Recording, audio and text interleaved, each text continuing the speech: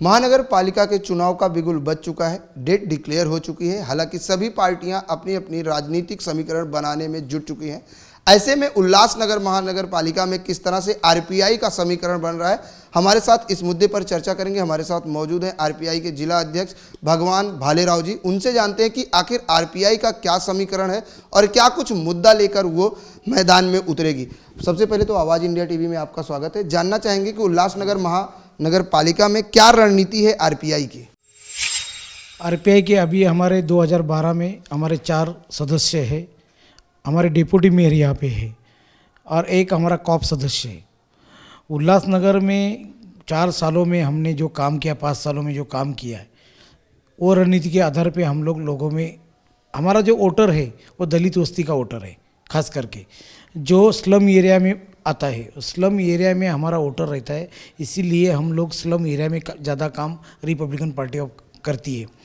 आने वाले चुनाव में हमने भारतीय जनता पार्टी से हमारा गठबंधन तय है, क्योंकि हमारे साहब वहाँ पे मिनिस्टर है और हमारे रिपब्लिकन पार्टी का भाजपा के साथ गठबंधन है। इसीलिए हमने भाजपा के साथ बैठ के हमारा 14 सीट तय किए हैं। इसमें 12 सीट का लगभग हमारा ये हुआ है, सीट बंटवारा हुआ है। 2 सीट पे हम लोग अभी बातचीत चालू है और 2 सीट का हमारा बंटवारा जल्दी हो जाएगा।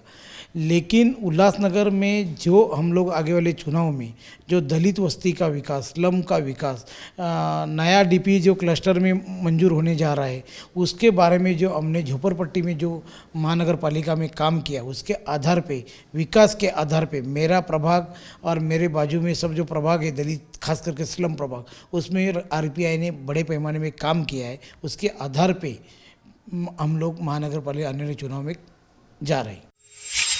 बिल्कुल भालेराव साहब, जिस तरीके से आपने बताया कि 14 सीट की आपकी जो बंटवारे की बात हुई है, लेकिन ऐसे में अगर हम बात करें 105 वार्ड हैं आपके उल्लासनगर महानगर पालिका में, ऐसे में 14 सीट में क्या जो मेन सीटें हैं वो आपको मिल रही, क्योंकि लगातार सीट के बंटवारे को लेकर सभी महानगर पालिका में इस समय उठापटक चल रही।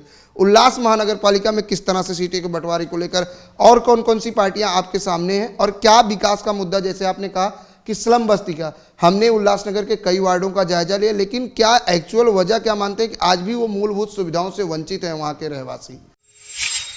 यहाँ पे शहर के मूल हिस्से में सिंधी बांधव रहते हैं और शहर को लग के जो हिस्सा है वो हिस्से में नॉन सिंधी लोग रहते हैं। उसमें दलित समाज बड़े पैमाने में रहता है। दलित मेरे वार्ड का ही लीजिए, मैं जिलाध्यक्ष होने के बावजूद मैं यहाँ का नगर सेवक भी हूँ।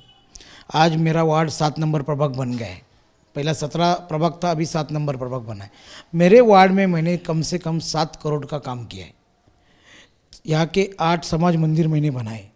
विशेष करके यहाँ का रास्ता, यहाँ के नाली, जो नाली में आदमी कचरा डालता है, वो नाली मैंने 80% नाली वार्ड के जो सीसी पैसेज में 80% नाली मैंने बंद करवाई, क्योंकि वहाँ से कचरा डालना बंद हो गया। और मैंने मेरे वार्ड में विशेष करके 2 शौचालय जो एमआरडी की थी, जो पैसा लेके चलती थी, वो मैंने उनसे निकाल के फ्री करवाई। उसके वजह से जो छोटे छोटे बच्चे रास्ते पे शौचालय के लिए बैठते थे वो बंद हो गए। वो फ्री में शौचालय की वजह से वो सब शौचालय में जाने लगे। तो भारत स्वच्छ अभियान का वो भी फ़ायदा मेरे को हुआ। दूसरी बात ऐसी है, हमारे जो जहाँ भी हमारे नगर सेवक जहाँ हमारे रिपब्लिकन पार्टी के काम करते हैं, आपको एक जानना चाहता हूँ, यहाँ पे 105 वार्ड नहीं है, यहाँ पे 78 वार्ड है। 78 में हमने 14 वार्ड लिए और हम लोगों ने युति शिवसेना, बीजेपी, आरपीआई और साई पार्टी ऐसे पकड़ के की। अगर शिवसेना अलग होती है तो 14 से ज़्यादा सीट हम भारतीय जनता पार्टी से लेंगे और पूरे महाराष्ट्र में रिपब्लिकन पार्टी की ताकत सबसे ज़्यादा अगर किसी शहर में है तो वो उल्लासनगर में है। अगर वो ताकत को हम लोग दिखाना चाहते हैं तो ज़्यादा से ज़्यादा, आपने देखा था 78 सीट में हमने 14 सीट लिए और हम आगे भी जाने की कोशिश करेंगे। तो हम लोग कम से कम 20 सीट से भी ज़्यादा, 20% से 25% से भी ज़्यादा सीटें हमने भारतीय जनता पार्टी से ली है। और हम लोग ये चुनाव में भारतीय जनता पार्टी और रिपब्लिकन पार्टी और किसी जो पार्टी हमारे साथ में आएगी उनको लेके ये चुनाव 2017 का चुनाव में हम लोग पूरे जोर से महानगर पालिका में सत्ता में आएंगे, ये हमारा दावा है। भालेराव जी, अभी आपने कहा कि 14 सीटें हम जो है बट हमें यूटी में मिल रही हैं, लेकिन अभी आप ही ने कहा कि हम आगे भी बढ़कर 20 सीटों पर चुनाव लड़ने की कोशिश करेंगे। क्या लगता है कि बीजेपी इसके लिए तैयार होगी? एक बार आप जहां 14 सीट पर चुनाव लड़ने की बात कर रहे हैं, वहीं अब 20 की बढ़ रहे हैं, तो क्या लगता है ऐसे में बीजेपी आपके साथ यूपी में 20 सीट देने को तैयार होगी? ठीक है, मैं आपको ये बात स्पष्ट कहना चाहता हूँ। हमने जो 14 सीट लिए वो शिवसेना, बीजेपी, आरपीआई ऐसा गठबंधन होगा तो 14 सीट लिए। अकेली बीजेपी और आरपीआई का गठबंधन होगा तो हम 20 सीट लेंगे। ये हमारा स्पष्ट संकेत है। और ये भाजपा के जो लोग हैं, वो कोर कमेटी में जो लोग हैं, उनसे ये बात स्पष्ट की है। उनके वरिष्ठ नेता से मैंने ये बात की है। और हमने शिवसेना अगर अलग होती है हमारे से तो हम 20 सीट पे चुनाव लड़ेंगे, और शिवसेना हमारे साथ में आती तो हम 14 सीट पे चुनाव लड़ेंगे। कितनी चुनौती होगी भालेराव जी को, क्योंकि उल्लासनगर महानगर पालिका जिला अध्यक्ष होने के नाते कितनी चुनौती, क्योंकि 14 सीट पर चुनाव लड़ना और इन 14 सीट पर उम्मीदवार और कैंडिडेट को अपनी रणनीति के हिसाब से चुनाव लड़ना? हमारे लिए चुनौती का कोई इशू ही नहीं। हम लोग सीट निकालने का इशू है हमारा। चुनौती ये सीट देने का नहीं, क्योंकि आरपीआई यहाँ पे बहुत मजबूत है।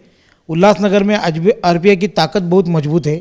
यहाँ पे सीट के हमारे पास सीट नहीं है ऐसा नहीं, हमारे हर समाज का वर्ग हमारे से आरपीआई से जुड़ा है। खाली जयभीम वाला समाज जुड़ा ऐसा नहीं है। हमारे पास ओबीसी समाज है, हमारे सिंधी बांधव है, हमारे साथ पंजाबी लोग हैं, हमारे साथ हर जाति का, उल्लासनगर में जितना जातियाँ है वो सब जाति के लोग हमारे से जुड़े।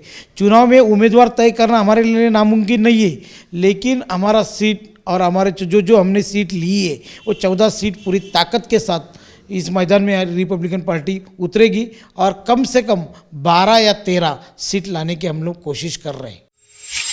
धन्यवाद हमसे बात करने के लिए। ये थे उल्लासनगर जिला अध्यक्ष आरपीआई के, जिन्होंने साफ तौर से कहा कि अगर शिवसेना, बीजेपी और आरपीआई की युति होती है तो आरपीआई 14 सीटों पर चुनाव लड़ेगी। अगर शिवसेना युति से बाहर जाती है तो आरपीआई 20 सीटों पर चुनाव लड़ेगी। देखने वाली बात यह होगी कि चुनाव परिणाम जब आएगा तब पता चलेगा कि आरपीआई की कितनी सीटें आती हैं और कितना सफल होता है आरपीआई का यह दावा। कैमरामैन किरण के साथ प्रदीप शर्मा, आवाज इंडिया टीवी, मुंबई।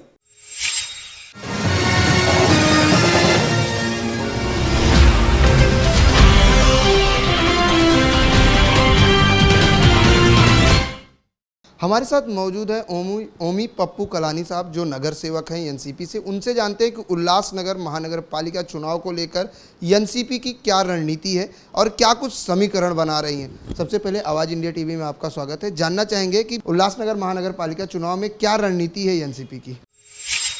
एनसीपी जो है पूरे 78 सीटों पे अपने उम्मीदवार उतारेंगे, और कांग्रेस से कोई भी गठबंधन होने का चांस नहीं है यहाँ पे।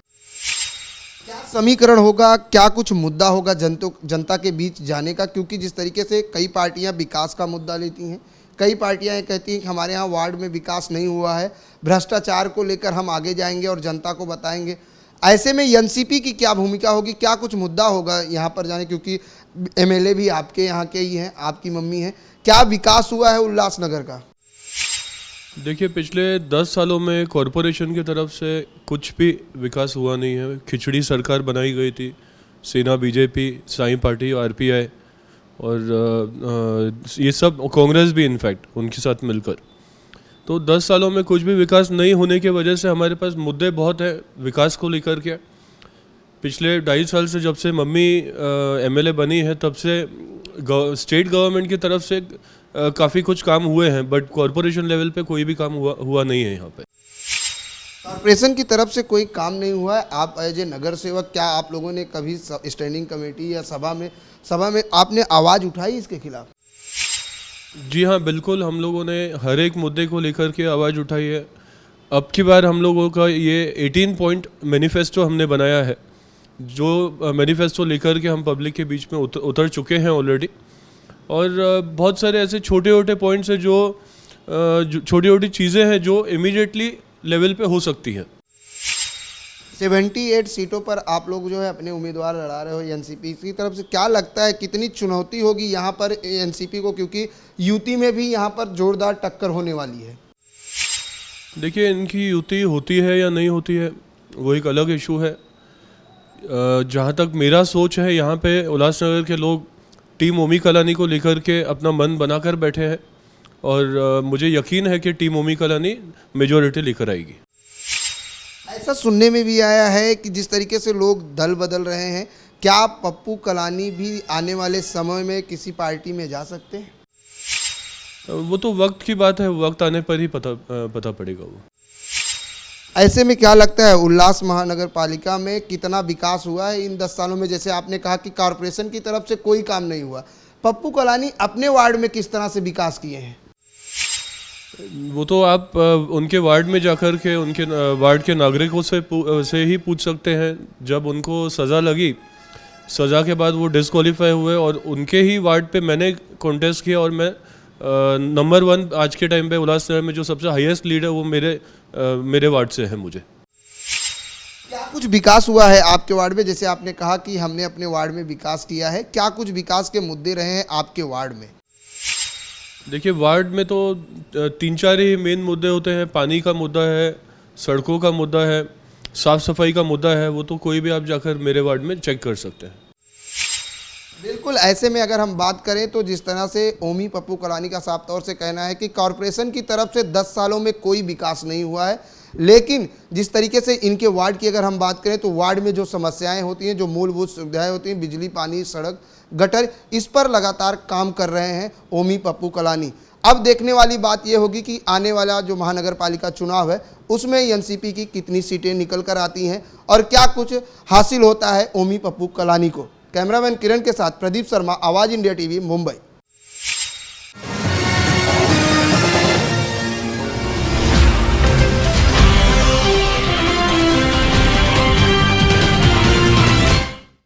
उल्लासनगर महानगर पालिका के चुनाव 2017 का बिगुल बज चुका है और सभी राजनीतिक पार्टियां अपनी अपनी समीकरण में जुट चुकी हैं। क्या कुछ मुद्दा होगा, क्या कुछ एजेंडा है जनता के बीच जानने का, शिवसेना में का, उसके बारे में हम जानेंगे। हमारे साथ मौजूद हैं उल्लासनगर जिला अध्यक्ष शिवसेना के राजेंद्र चौधरी जी। उनसे जानते हैं कि क्या कुछ शिवसेना का यहाँ पर एजेंडा है और क्या कुछ समीकरण है चुनाव को लेकर, क्योंकि डेट नज़दीक है, अब कुछ ही दिन बचे हैं। किस तरह से शिवसेना का यहाँ पर समीकरण बनाया जा रहा है? शिवसेना उल्लासनगर महानगर पालिका का चुनाव अपने खुद के बलबूते पे लड़ना चाहती है। युति हमारे बहुत सालों से युति थी शिवसेना भारतीय जनता पार्टी की, लेकिन भारतीय जनता पार्टी की इच्छा शक्ति नहीं दिखती है युति करने की, तो हम हमारे बलबूते पे लड़ने की तैयारी शुरू की है। ये चुनाव में हम जो आरपीआई के घटक दल है छोटे छोटे, उनके साथ भी हमारी चर्चा चालू है, सही पार्टी के साथ हमारी चर्चा चालू है। इनके साथ में हम लोग उनको साथ में लेकर इस महानगर पालिका के जितने भी 78 वार्ड है उतने 78 वार्डों में शिवसेना के उम्मीदवार खड़े करेंगे। राजेंद्र चौधरी जी, ये भी जानना चाहेंगे क्या कुछ एजेंडा होगा चुनाव में उतरने का, क्योंकि यूटी में अब तक थे, अभी आपने जैसे कहा कि यूटी नहीं बनाने के भी मूड में बीजेपी की तरफ से कोई प्रतिक्रिया नहीं दिख रही है। ऐसे में शिवसेना अपने दम पर चुनाव लड़ने की तैयारी में है। अब क्या कुछ रणनीति होगी, क्योंकि अब तक आप यूटी में थे, सत्ता में भी आप हैं, क्या रणनीति होगी? रणनीति तो साफ है। कल ये आपको मालूम है हमारे पक्ष प्रमुख उद्धव जी ठाकरे, पालक मंत्री एकनाथ जी शिंदे, इन्होंने इस उल्लासनगर वासियों के लिए एक घोषणा की है। जो 500 फीट के जो घर है लोगों के, उनको टैक्स माफ़ करेंगे। 700 फीट के जो घर है उसके लिए सहूलत देंगे और जो व्यापारी है उनको घन कचरा टैक्स से मुक्त करेंगे। ऐसी सब सहूलतें उन्होंने दी है। ये हमारा एजेंडा है। उल्लासनगर का विकास करना हमारा एजेंडा रहेगा। उल्लासनगर के विकास के बारे में बहुत सारे समस्या उल्लासनगर की है। समझो एक यहाँ पर एक बोट क्लब है, उस बोट क्लब को हम अच्छी तरह से डेवलप करके लोगों के सुविधा में देने का प्रयास जल्दी से जल्दी करने वाले हैं। चौधरी साहब, एक सवाल ये भी बनता है, जैसे आपने कहा कि आपके पार्टी प्रमुख उद्धव साहब ठाकरे, पालक मंत्री एकनाथ शिंदे जी ने कई ऐलान किए हैं। ये ऐलान तब दिखाई देता है जब शायद चुनाव आता है। क्या ऐसा माना जाए कि ये चुनावी रणनीति के तहत ये ऐलान हो रहे हैं या चुनाव से पहले इन सभी योजनाओं पर कार्य शुरू हो जाएंगे? नहीं, ऐसा है कि शिवसेना का आपने देखा होगा, मुंबई में इतने सालों से सत्ता है, ठाणा में है, उल्लासनगर में 10 साल से सत्ता है, और सत्ता आने के बाद जो जो विकास के काम किए वो शिवसेना ने किए। इसलिए लोगों ने उनको 25 साल, 30 साल और 10 साल उल्लासनगर में चुन के दिया है। लोगों का काम हो रहा है, लोगों को शिवसेना पे विश्वास है, इसके लिए लोग चुन के देते हैं। शिवसेना जो बोलती है वो करती है और बाद में बोलती है, जो बोला वो करके दिखाया। अभी हमने आपकी ये यहाँ के नगर सेवक हैं एनसीपी से, पप्पू ओमी पप्पू कलानी साहब, उनसे हमने बात की। उनका साफ तौर से कहना था कि 10 साल में जो सत्ता है उल्लासनगर महानगर पालिका में, 10 साल में कॉरपोरेशन की तरफ से कोई भी विकास कार्य नहीं किया गया। क्या कहना चाहेंगे? विकास कार्य बहुत सारा हुआ है, उनको मालूम नहीं। वो अपोजिशन में थे तो उन्होंने क्या किया? उन्होंने सवाल उठाना चाहिए था कि शिवसेना ने कुछ विकास का काम क्यों नहीं किया। वो कभी हाउस में बोले नहीं और कभी हाउस में उन्होंने खुद आवाज़ उठाया नहीं और विरोध करके कभी आंदोलन किया नहीं शहर में, और कोई भी रास्ते में उतरे नहीं, उनके कार्यकर्ता नहीं उतरे, वो उतरे नहीं। ये उतरे होंगे तो मेरे को बताओ, एक भी आंदोलन उन्होंने किया है या महासभा में विरोध में बोला है? विकास का काम हुआ नहीं, कोई विषय को भी विरोध नहीं किया इन्होंने। तो ये क्या इनको बोलने का अधिकार नहीं है? और जो भी विकास हुआ है मैं बोलूँ तो आपको बताता हूँ, इस शहर में 200 टैंकर चलते थे पानी के, 200 टैंकर चलते थे, टैंकर द्वारा लोगों को पानी पहुँचाया जाता था। हमने टैंकर मुक्त उल्लासनगर कर दिया है। कचरे की समस्या थी, यहाँ पर डंपिंग की बहुत बड़ी समस्या थी। जिधर ओमी कॉलोनी रहते उनके पीछे डंपिंग स्टेशन था, वो डंपिंग की हालत ख़राब थी, लोगों को बहुत तकलीफ थी। हमने डंपिंग स्टेशन वहाँ से हटाया, दूसरी जगह डंपिंग स्टेशन किया। उल्लासनगर का कचरा दूसरी जगह जाता है, डंपिंग स्टेशन को जगह मिल गई है। इस शहर में जो भी कुछ विकास का काम है, फिर वो डॉक्टर बाबा साहेब आम्बेडकर का अभ्यासिका होगा, ये सिंधु भवन के लिए शिवसेना ने मदद की। शिवसेना ने उनका ठराव पारित करने के लिए बहुमत से ठराव पारित हो गया, वो हमने किया, शिवसेना ने मदद किया, विरोध नहीं किया। सिंधु भवन उधर हो गया। खासदार हमारे जो थे उन्होंने 5 लाख का निधि दिया सिंधु भवन के लिए, और ये सब विकास के काम किए। वो उनकी मम्मी आमदार है, उन्होंने क्या किया वो बतावे लोगों को। 2.5 साल में हमने क्या किया ऐसा बतावे। आपको मालूम है शहर में बड़ा कब्रिस्तान का मुद्दा था। शिवसेना की यहाँ पर युति की सत्ता आने के बाद हमने लगभग 3 जगह कब्रिस्तान के लिए ठराव पारित करके गवर्नमेंट को भेजा। उसमें से एक जगह हमने वहाँ पर दी। इनका ही राष्ट्रवादी का कार्यकर्ता कमलेश निकम उधर दुकान बना रहा था कब्रिस्तान का, वो दुकान महापालिका ने तोड़ा, और इनकी खिली मिली राजनीति, गंदी राजनीति से वो कब्रिस्तान की जगह अभी तक मुस्लिम भाई को मिली नहीं। ये मेरा आरोप है। बिल्कुल, ये आपका आरोप है। लेकिन अगर बात की जाए चुनाव की, तो चुनाव को लेकर जैसे विकास का मुद्दा आपने कहा कि हमने उल्लासनगर का शिवसेना ने विकास किया है, यही एजेंडा होगा मैदान में जाने का। ऐसे में क्या लगता है कितने नगर सेवक इस बार आने वाले? क्योंकि सभी पार्टियों का जो है, अगर हम बात करें, दावा है कि हमारी सत्ता बनेगी। शिवसेना का किस तरह से यहाँ पर प्रचार प्रसार चल रहा है? अभी तक उल्लासनगर में सबसे बड़ी पार्टी शिवसेना है, और इसके आगे भी सबसे बड़ी पार्टी रहेगी। सत्ता में शिवसेना आएगी और महापौर शिवसेना का बनेगा, ये हमारा दावा है। लेकिन अब युति नहीं रहेगी, उसके लिए किस तरह से देखते हैं? आपने देखा है युति नहीं थी, फिर भी कल्याण में अलग अलग हम लोग लड़े, फिर बाद में युति के लिए चलकर खुद वही भाजपा आई और युति की और महापौर शिवसेना का बन गया। वैसा यहाँ पर भी हो सकता है। वहीं अगर बात की जाए तो आरपीआई का भी कहना है कि अगर बीजेपी के साथ युति होती है तो हम 14 सीट पर, और अगर युति नहीं होती है, शिवसेना बाहर जाती है, तो हम 20 सीटों पर लड़ेंगे। क्या लगता है कि आरपीआई को कितना फायदा होगा यहाँ?